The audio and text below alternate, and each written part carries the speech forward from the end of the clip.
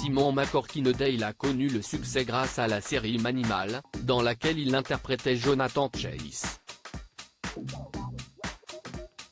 Un acteur qui a connu un destin tragique, en 2010. Les enfants des années 80 gardent sans doute un souvenir ému de Manimal. Cette série, création de Glenn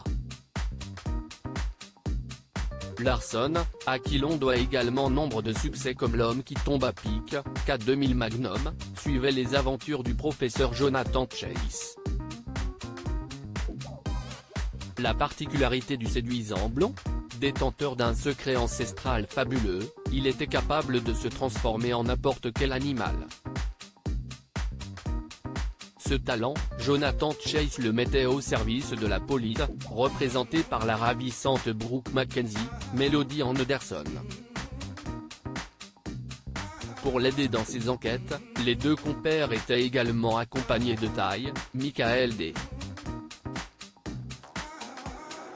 Roberts, un ancien camarade de l'armée. Manimal n'a en réalité eu qu'une durée de vie très brève, avec seulement 8 épisodes et un bref retour par la grâce d'un crossover en 1996 avec Nightman. Mais il n'empêche, les multiples diffusions télévisuelles dans l'Hexagone, de 1985 à 1999 sur France 3, TF1, La 5, ou M6 ont fait de cette série, un programme culte, dont le générique génère à lui seul chez les fans une gigantesque nostalgie. Simon McCorkindale, mort à 58 ans pour incarner celui capable de se transformer en aigle, en éléphant, en panthère ou en perroquet. C'est au comédien Simon McCorkindale que la production a fait appel.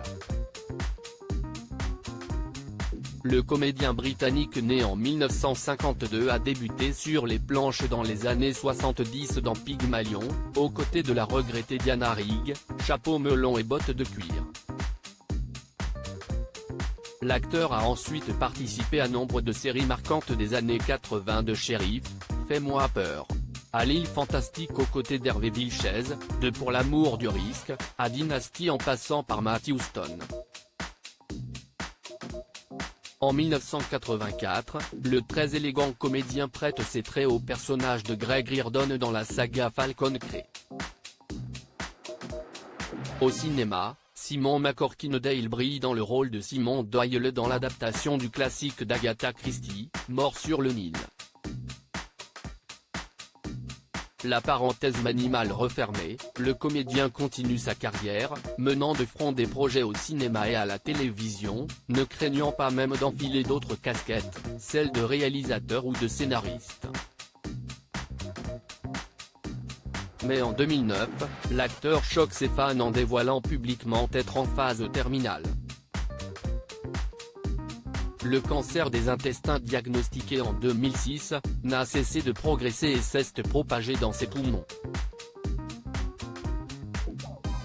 Malgré un combat mené ardemment main dans la main avec son épouse la comédienne Suzanne George, Simon McCorkindale décède dans la nuit du 14 octobre 2010 à l'âge de 58 ans.